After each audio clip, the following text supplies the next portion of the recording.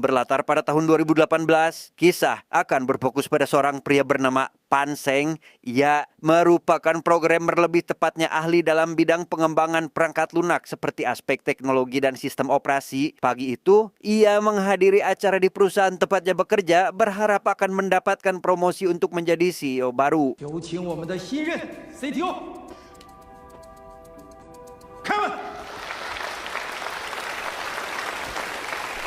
Akibat impian yang kandas, Pan Seng memutuskan berhenti dari perusahaan dan berencana akan menerima tawaran kerja di luar negeri, lebih tepatnya di sebuah perusahaan game di Singapura. Tapi sebelum itu, ia meretas layar monitor di tempat acara barusan untuk sekedar melampiaskan kekesalannya.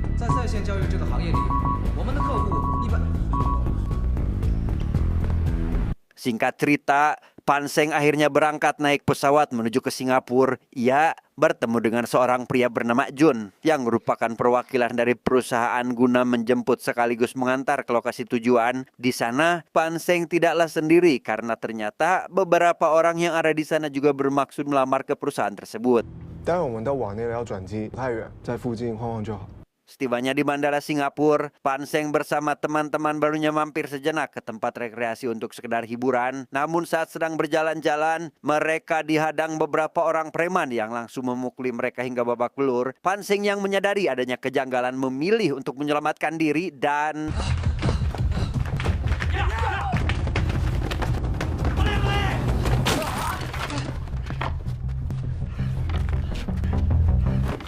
singkat cerita, tibalah mereka di sebuah pabrik bekas yang letaknya cukup jauh dari pemukiman, yang mana di sini kita akan diperkenalkan kepada seorang bos bernama Lu. Ia langsung membawa mereka berkeliling untuk melihat-lihat tempat itu terlebih dahulu, yang ternyata merupakan sindikat kejahatan online.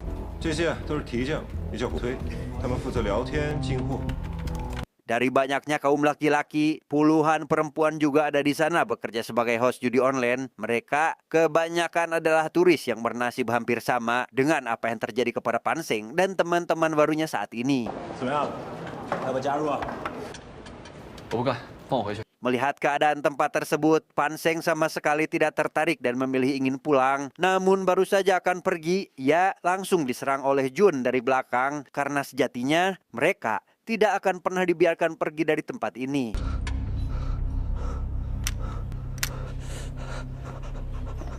Setelah itu, Pan Seng yang tidak bisa berbuat apa-apa langsung diantar ke lokasi yang akan menjadi rumah barunya, yang mana di tempat itu ia bersama puluhan pekerja dikumpulkan dalam satu ruangan, di mana Jun kembali menghampirinya dengan maksud meminta agar Pan Seng memberikan kabar kepada keluarga jika dirinya baik-baik saja.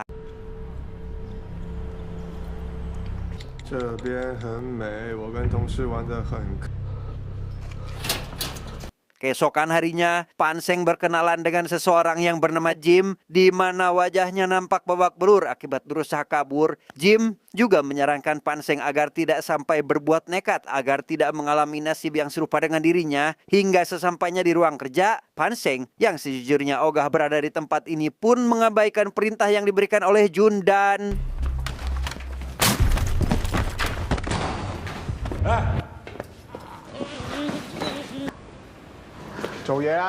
Pan Seng yang merupakan ahli di bidang teknologi ditugaskan mengatur menang dan kalahnya para pemain, sekaligus meyakinkan para korban agar tetap bermain pada situs mereka. Kala itu, ia berniat meminta pertolongan dengan menulis sebuah pesan pada karton dan segera bergegas pergi ke toilet untuk mengeluarkannya lewat jendela.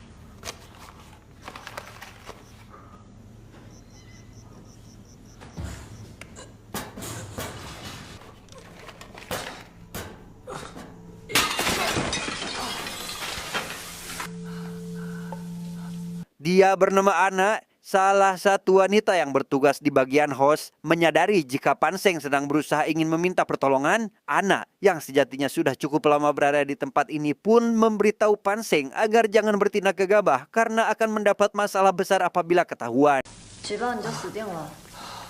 Di sana, Ana bercerita terkait dirinya yang dijanjikan kebebasan oleh Lu apabila pendapatannya sudah mencapai 5 juta yuan atau sekitar 10 miliar rupiah. Mendengar hal itu, Pan Seng segera menawarkan jasanya agar Ana bisa lebih cepat mencapai target dengan syarat Ana harus membantunya keluar apabila sudah dibebaskan nanti.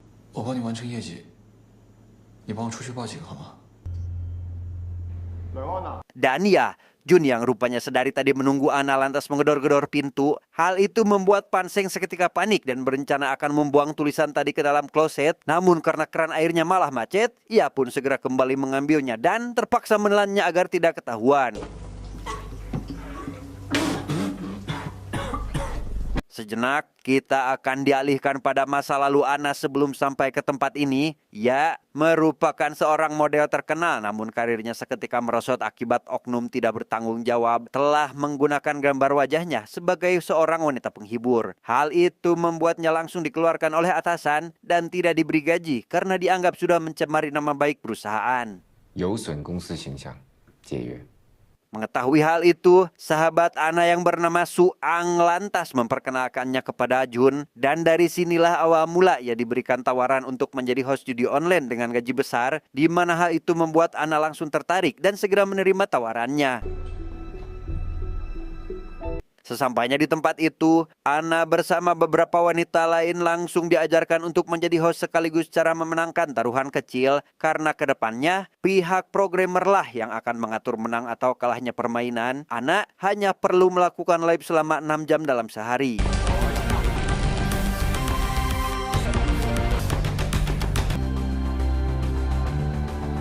Kembali ke masa kini, Panseng yang ketahuan ada di toilet lantas diberikan pelajaran oleh Jun sampai akhirnya terhenti akibat Jim datang memberitahu jika saat ini sedang ada sedikit kendala dengan customernya.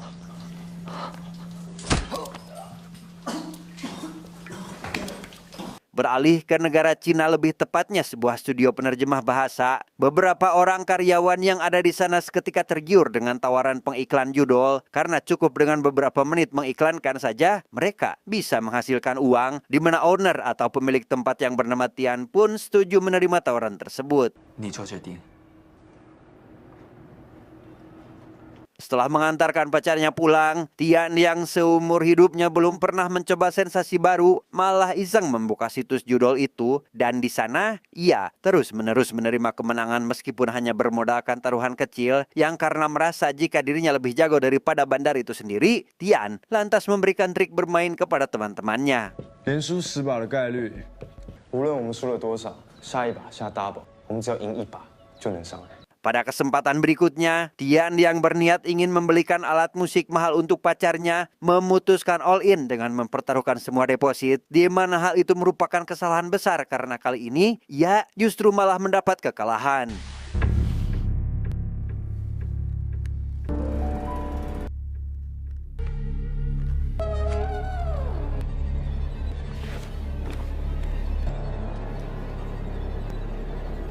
庄9点，闲7点，庄赢。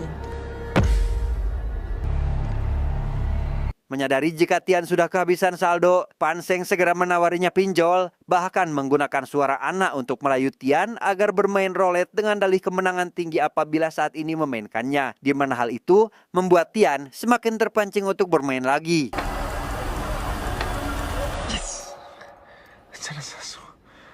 Dan benar saja, Tian keesokan harinya memberikan hadiah kepada pacarnya, membuat si wanita yang bernama Yuli merasa senang karena dari pengakuan Tian ia membeli alat musik itu menggunakan uang hasil kerja kerasnya sendiri. Yang bersamaan dengan itu, Ana kembali mengajak Tian bermain roulette, membuatnya sampai tega mengabaikannya. 我去借下充电宝，充电宝。 Karena ponsel miliknya sudah diretas oleh Panseng, Tian yang saat ini diketahui sedang menonton pertandingan basket pun diberi tawaran untuk melakukan taruhan jubol. Namun karena mengalami kekalahan, Tian bahkan nekat meminta 3 bulan gajinya ke para bos tempatnya magang, hingga rela melakukan apa saja hanya karena ingin bermain judol. 乔4、乔6、乔13，这都氧化了，打包1起8千喽，没问题我就拆开看。 Beberapa hari kemudian, keluarga Tian didatangi preman karena belum bayar uang pinjaman, sehingga demi mendapatkan tambahan waktu, ia pun harus rela mendonorkan darahnya ke beberapa rumah sakit, membuat sang ayah merasa kasihan dan segera melunasi semua hutang putranya itu. 因为我都抽够塞了，你还蛮应该放过我仔啊！ Demi mencegah hal itu kembali terjadi, si ibu tidak akan membiarkan putranya memegang Android dan hanya diberikan HP jadul sekedar untuk berbagi kabar. Namun bukannya bertobat, Tian justru semakin menjadi yang kali ini nekat menjual mobil pemberian dari orang tuanya untuk melakukan deposit. berlokasi di sebuah kafe. Tian yang tidak memiliki ponsel Android akibat disita oleh ibunya meminta bantuan Yuli untuk memasangkan taruhan tinggi pada pertandingan bola, di mana Yuli tidak dapat menolak permintaan itu meskipun sebenarnya tidak ingin kekasihnya melakukan judi lagi. Tapi tebak, apa yang Tian dapatkan kali ini?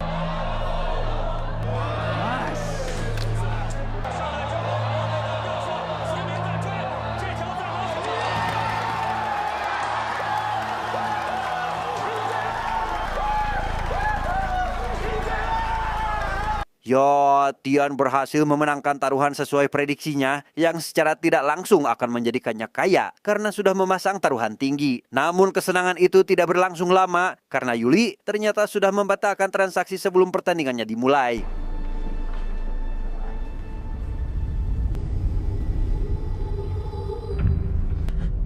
Tian.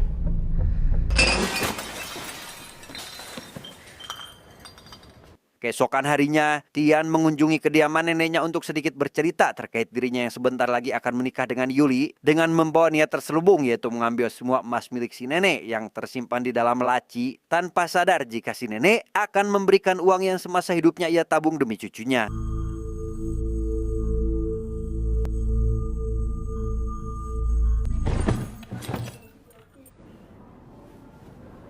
Sementara itu, Yuli membuat laporan terkait penipuan online dan meminta pertolongan seorang detektif wanita bernama Zhao, berharap bisa menyadarkan pacarnya yang saat ini sudah kemalinaan dalam bermain judol. 那封原始邮件你还有吗？有。行，我知道了，回去等消息吧啊。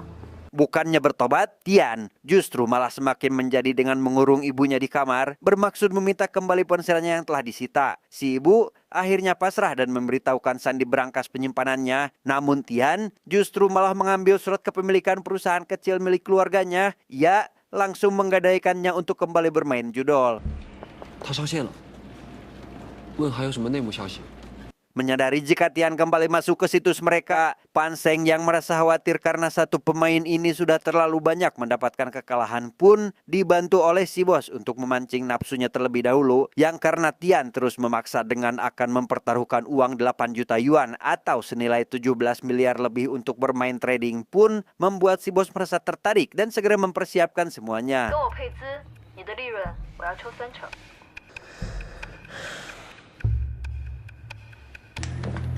找 Q 站开水房，倒计时5分钟了。 Setelah memastikan uang masuk ke dalam puluhan kartu rekening, si bos segera meminta para anak buahnya agar melakukan penarikan ke tiap bank yang berbeda karena ia hanya memiliki waktu 10 menit untuk melakukannya.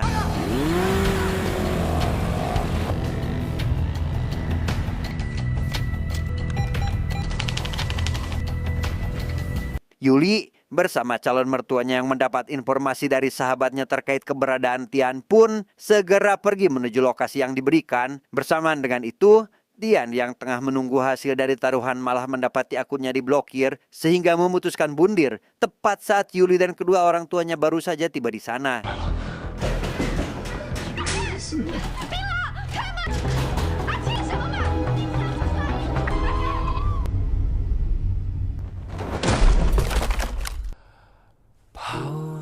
Untuk merayakan hal tersebut, si bos melakukan botram bareng bersama para anak buahnya. Bahkan ia mengizinkan mereka mengambil kembali ponsel masing-masing untuk memberi kabar kepada keluarganya. Di mana anak yang menjadi kontributor dalam keberhasilan ini pun diminta si bos agar maju. Begitu pula Pan Sheng karena bertepatan dengan hari ulang tahunnya. 今年的流水已经超过了6000万。开始。 Di tengah asiknya berpesta, Ana dipanggil si bos masuk ke ruangannya. Alih-alih diberikan izin pulang karena mencapai target, ia justru malah mendapat tawaran lain untuk menikah dengan si bos atau kembali bekerja dengan target minimal pendapatan yang jauh lebih tinggi. 为什么？我们之前不是说好了吗？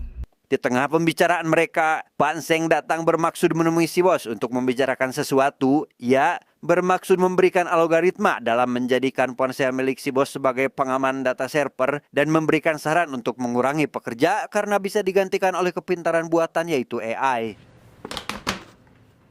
No. Karena kinerjanya yang bagus, Pan Seng dipindahkan ke sebuah rumah susun yang lebih layak untuk ditinggali dan melihat anak yang tidur di luar karena dihukum akibat menolak permintaan si bos semalam. Namun bukan hanya mereka, si bos juga rupanya tinggal di sana bersama dengan putrinya. 他刚转学过来，我带他随便看一看。你们继续。 Menyadari mereka tidak akan bisa pergi meskipun mencapai target pendapatan, Pan Seng segera melakukan hal lain dengan menuliskan huruf SOS dengan menggunakan angka dan bertepatan di hari weekend, ia bersama para pekerja diajak liburan oleh Jun sambil memperlihatkan keseruan untuk dikirimkan kepada keluarga. Namun Pan Seng memilih untuk memberikan foto tersebut kepada teman dekatnya saat masih di perusahaan yang dulu. Saat sedang makan di restoran, Ana berusaha membelikan uang dari Pan Seng yang mendapat angka SOS sebelumnya. Namun karena Jun terus mengawasi, ia pun sangat dibuat kesulitan untuk memberikan isyarat kepada si kasir. Hingga pada akhirnya malah bertabrakan dengan seseorang dan tak sengaja menjatuhkan uangnya.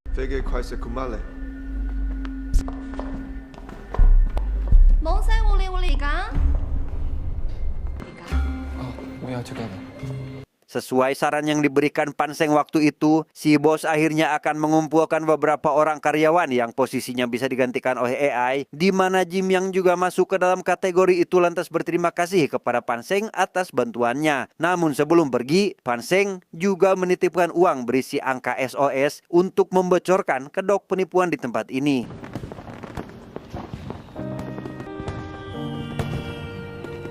Malam itu, mereka yang akan diantar ke bandara seketika berhenti di depan toko dikarenakan Jun kehabisan udut dan berniat meminjam uang untuk membelinya. Di mana Jim yang kebetulan membawa uang dari Pan Seng pun akhirnya malah ketahuan setelah kasir menolak uang yang diberikan oleh Jun karena terdapat coretan di dalamnya.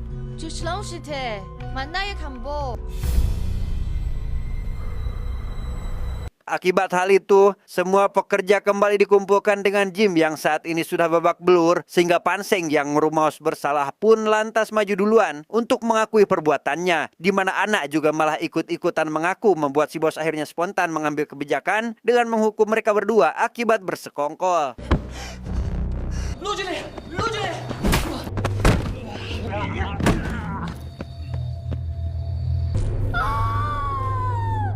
Berbeda dengan anak, Pan Seng dipukuli habis-habisan hingga babak belur. Bahkan dengan tidak manusianya, si bos meminta rekan Pan Seng untuk melumpuhkan kakinya dengan menggunakan tongkat bisbol. 用点力啊！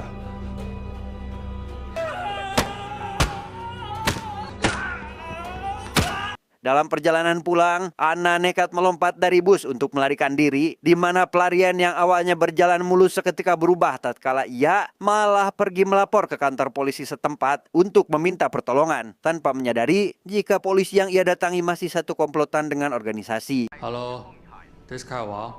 Em lại lại long.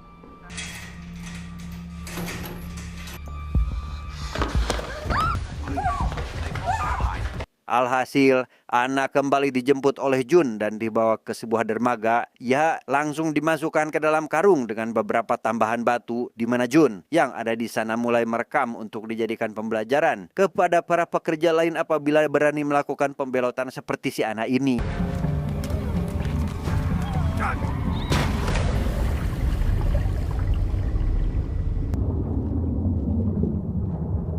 Tak berselang lama, Ana kembali ditarik oleh kapal nelayan. Hal ini rupanya sengaja dilakukan oleh Jun agar Ana bisa terbebas dari organisasi karena saat ini ia akan dianggap sudah mati oleh si bos. Namun sebagai gantinya, Ana harus tetap menjaga rahasia terkait sindikat kejahatan tersebut.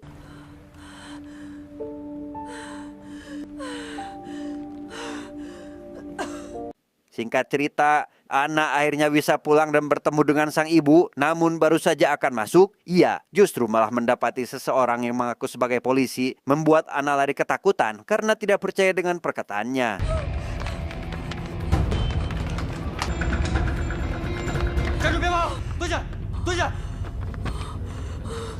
Pan Seng yang saat ini masih mendapatkan hukuman diperlihatkan video Ana saat dieksekusi waktu itu, membuatnya sadar jika Ana mungkin saat ini sudah meninggal dan tidak akan ada lagi harapan untuk dirinya bisa keluar dari tempat ini.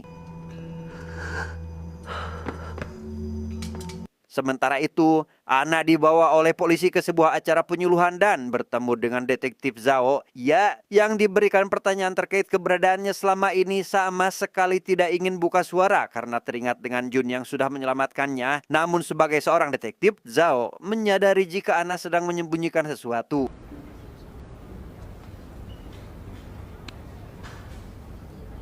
Yuli yang menyadari kehadiran Ana di acara itu segera membawanya pergi ke rumah sakit untuk melihat kondisi Tian yang ternyata masih hidup. Namun sampai saat ini belum sadarkan diri akibat mengalami luka fatal. Ana disalahkan atas apa yang terjadi sehingga Zhao meminta kontribusi Ana untuk membantu kepolisian dalam memberantas kejahatan ini. 现在有很多人都需要你的帮助。 Singkat cerita, Zhao bersama para rekannya dari kepolisian tiba di Singapura. Mereka langsung bekerja sama dengan Departemen Imigrasi untuk mencari siapa saja warga dari mereka yang ada di negara tersebut. Sehingga ditemukanlah data terkait Panseng bersama rekannya. Begitu pula dengan Jun, yang diketahui sebagai mentor dalam menuntun perjalanan waktu itu.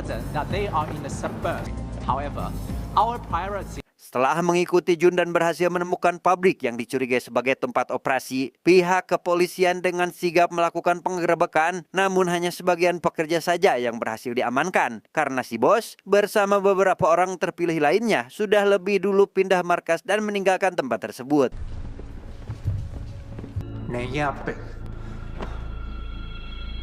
Malam harinya, Zhao bersama para rekannya tiba-tiba dihadang para pemuda lokal yang tidak menerima akan kedatangan mereka ke negara ini, di mana kerusuhan berlangsung sengit sampai melibatkan polisi setempat, hingga pada akhirnya berhasil dihentikan oleh seseorang yang merupakan ketua asosiasi daerah.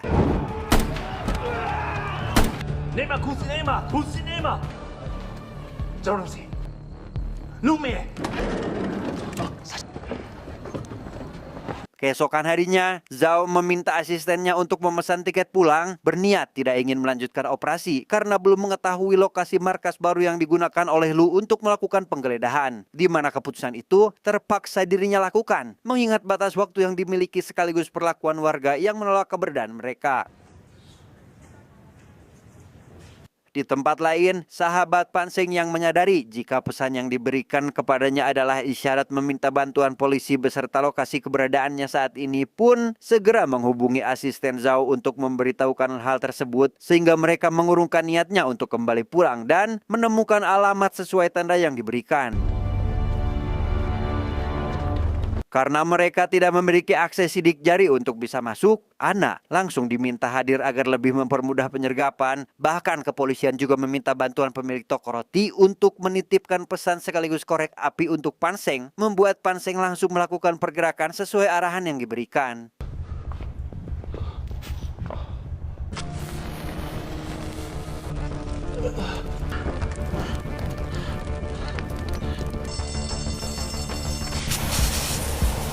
Dan ya, akibat hal itu pemadam kebakaran didampingi beberapa mobil polisi akhirnya bisa masuk dengan mudah, di mana si bos yang menyadari Ana masih hidup mulai sadar jika Jun telah membohonginya. Tapi apa yang terjadi?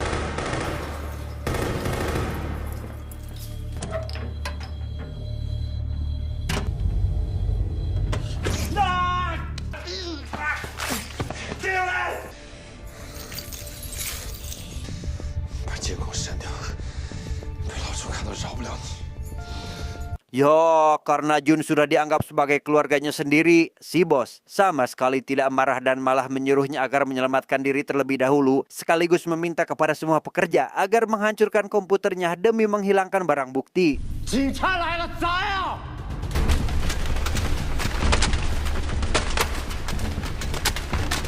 Si bos akhirnya menghampiri Panseng yang sudah menimbulkan kekacauan, namun bukannya untuk menghabisinya, ia justru ingin menitipkan putrinya agar diantar pulang kepada sang istri, di mana hal itu menjadi permintaan terakhir sebagai ganti rugi atas apa yang terjadi saat ini. Setelah semuanya berhasil dikumpulkan dalam satu ruangan, Panseng segera memberitahu Zhao terkait server bukti kejahatan lengkap yang saat ini ada di dalam ponselnya. Ia meminta kepada si bos agar memberikan ponsel tersebut, namun baru saja Zhao akan mengambilnya, Jun malah menembak duluan dan...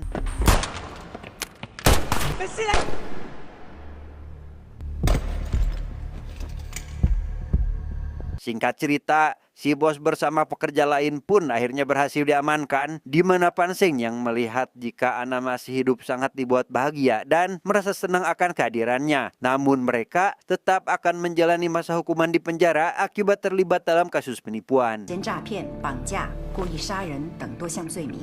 Tamat, ending yang sangat membagongkan.